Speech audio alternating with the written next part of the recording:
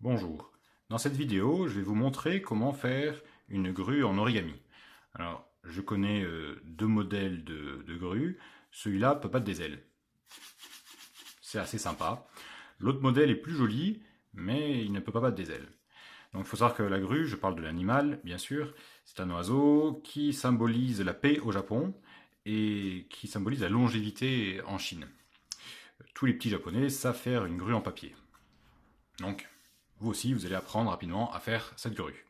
Donc, comme beaucoup d'origami, on part à partir d'un papier carré. Comme on n'a pas tous un papier carré à la maison, je vais vous montrer comment on fait à partir d'une feuille d'imprimante A4. Donc, pour obtenir un carré à partir de cette feuille d'imprimante, on rabat la largeur sur la longueur, comme ceci. Alors, on essaye toujours en origami d'être assez précis. Vous voyez, là la pointe, il faut bien tomber sur la pointe, il ne faut pas que ça dépasse. Là, c'est pas bon. Là, c'est bon, je tombe pile poil, je suis assez content de moi. Donc, hop, je marque le pli, d'abord avec le doigt, et après, très important, avec l'ongle. Voilà, ça c'est un pli qui est bien marqué. Et ensuite, il va falloir enlever cette partie-là. Donc, vous pouvez l'enlever avec une règle, avec un ciseau. Moi, je préfère l'enlever en pliant deux fois de chaque côté, et après en arrachant la feuille. Pareil, on part de la pointe, là c'est facile. Par contre, là, pour l'aligner, c'est un peu plus délicat. Ah bah, je tourne bien, c'est bien. Voilà, comme je suis sûr de mon coup, je passe un coup d'ongle. Je retourne ma feuille et je le fais de l'autre côté aussi.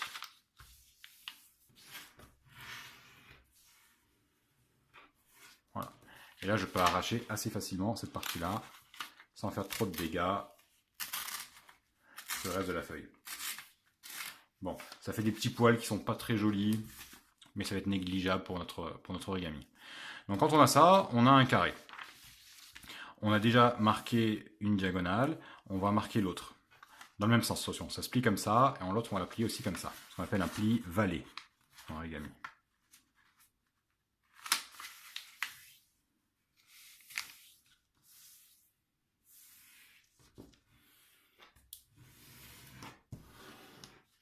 Voilà. Alors quand on a fait les deux diagonales, on va retourner la feuille, et on va faire les médianes.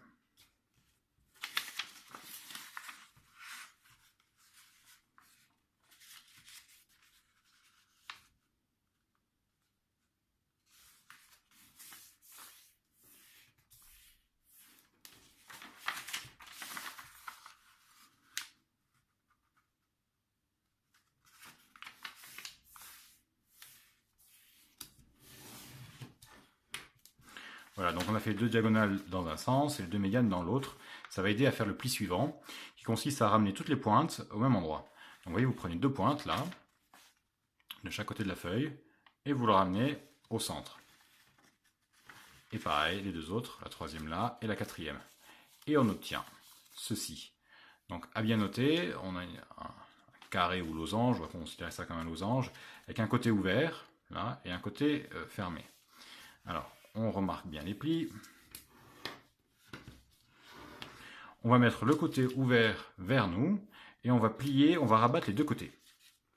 Donc il faut bien savoir que la pointe va être du côté ouvert. Sinon, ça ne marche pas après.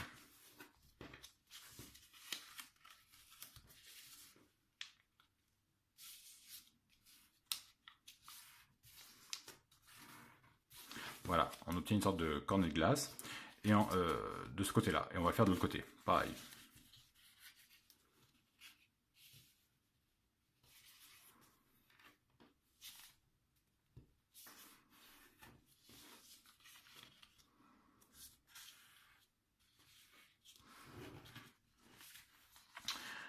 Là, j'ai pas très bien fait. Bon, pli, je suis pas allé jusqu'au bout. Bon, ça va être négligeable. C'est pas top top, mais ça va le faire. Voilà, donc on obtient ce genre de carnet de glace. Maintenant, ce qu'il faut faire, c'est marquer le pli ici, seulement le marquer. Donc pour le marquer, on va plier cette partie-là des deux côtés. D'abord, comme ça, on marque bien le pli.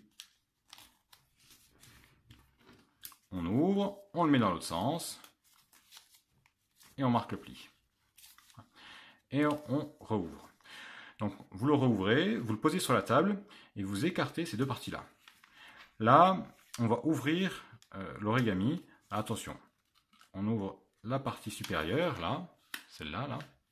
On pose son doigt ici parce qu'il ne faut pas que le pli dépasse celui-là. C'est-à-dire qu'on ne va pas faire quelque chose comme ça, là, au fond. Il faut que ça, la partie triangulaire, reste bien aplatie. Donc on met son pouce là et on relève de ce côté-là. Et là, ces deux plis sont inversés, donc on va les marquer dans le bon sens.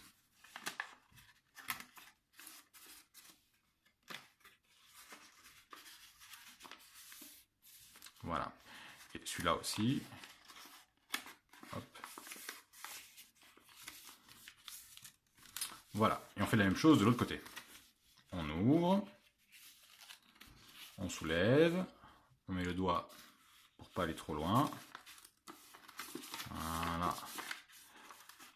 On inverse les plis.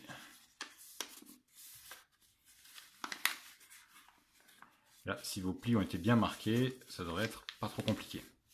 Donc on obtient ce grand losange qu'on appelle la base de l'oiseau.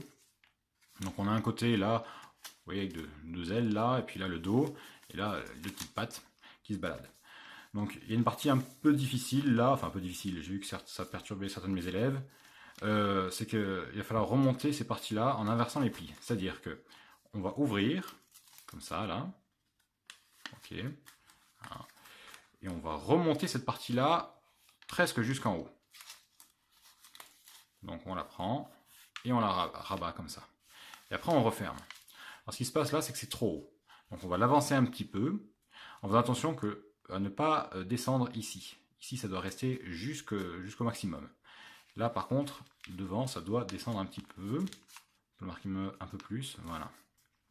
Donc on obtient ceci. Donc vous voyez, c'est à l'intérieur maintenant. On va faire la même chose de l'autre côté. On ouvre, on le remonte, ce qui va inverser les plis, enfin du moins le pli du milieu. Voilà. Donc on a ça, on rabat, et comme c'est trop haut, on va l'avancer un petit peu. Voilà, cette partie-là, on est marqué. Et là on y est presque. Donc on va faire la tête. La tête c'est pareil, on ouvre et on rabat. Et on referme.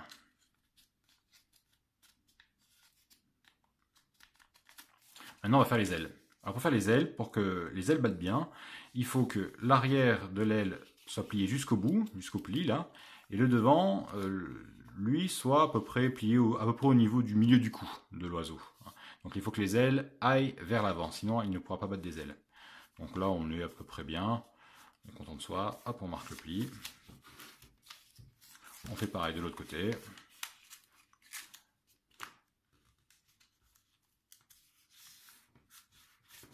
Voilà. Et là, on a notre fameux origami d'oiseau qui peut battre des ailes. J'ai fait un bec un peu crochu, c'est vilain. J'espère que vous ferez mieux que moi. Voilà, donc là, on lui remonte les ailes. Alors attention, pour bien qu'il puisse battre des ailes, il faut mettre deux doigts ici, le tenir par ici, et là, lui tirer sur la base de la queue. Si vous tirez par-dessus le dos, là, ça ne marchera pas. Si vous tirez trop haut, ça marchera presque pas. Il faut tirer en bas. Voilà. Et là, hop, comme par magie, on a un origami qui peut battre des ailes. Voilà, donc j'espère que cette vidéo vous a plu.